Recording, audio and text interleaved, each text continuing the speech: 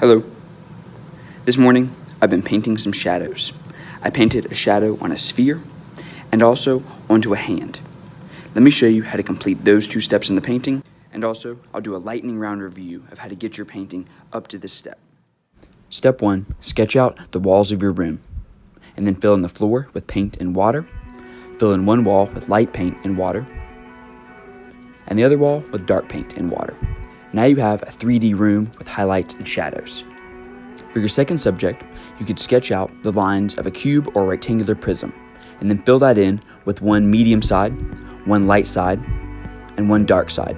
Do not use water when you fill in this second layer of your painting. We want this second layer to be thick. Another subject that could be in your room is an arm and a hand. Sketch out the shape of the arm and the hand, and then fill it in with paint.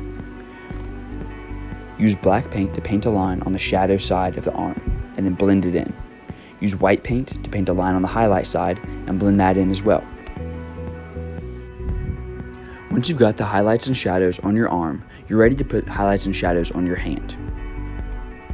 To do this, you'll need to be thoughtful about where the light is coming from. In this painting, my light is coming from the top left, so I'm going to put shadows on the bottoms of things and on the right sides of things. For example, there'll be a shadow on the bottom of the thumb, underneath the index finger, as well as all of the other fingers.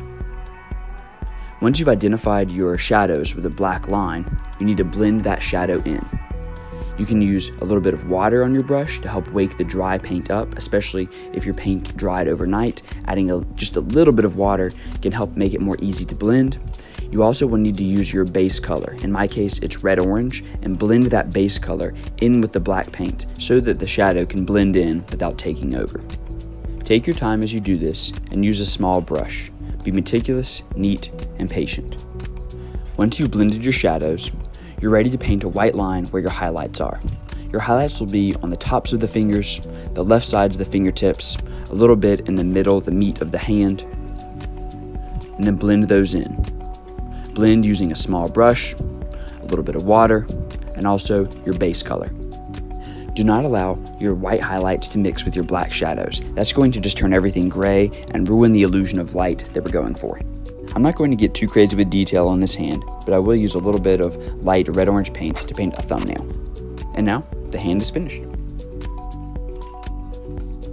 The only type of subject that I haven't demoed so far for this painting is the sphere. To paint the sphere, you're going to mix up your color, and then figure out where you want your sphere to go and about how big you want it to be. I do this by kind of making some imaginary circles with my hand and even letting my fingernails scrape some really light lines into the painting so I have an idea of where I want that sphere to go. Then use a big brush, put it right down in the middle of that sphere, and twist it to create a really nice, perfect circle. This is a great technique to get a nice, neat circle. Grow your circle by pushing your brush outward towards the perimeter of the circle as you spin your brush, and you'll see your circle grow bigger and bigger. You can then neaten up the edges of that circle with a smaller brush. Then use black paint to paint a C shape on the bottom right side of your sphere. As you blend that shadow in, make sure you make circular curved brush strokes as you move up towards the highlight on the top left side of the circle. If you don't form that faded shadow into tighter and tighter circles towards the top, you will not have a 3D look in your sphere. Once you have your shadow faded and in the right shape, you're ready to add the highlight. Use white paint and make a little circle towards the top left side of the sphere, and then fade that in. Keep going back and fading, but then also trying to get the center of that circle to be brighter than the edges. You want a bright center to the circle that fades into the green and then fades into the black. You could paint an oval-shaped cast shadow off to the side of your sphere using dark paint and a little bit of water. And there you have a painted sphere with a highlight and a shadow. All right, now it's your turn. Let's get started.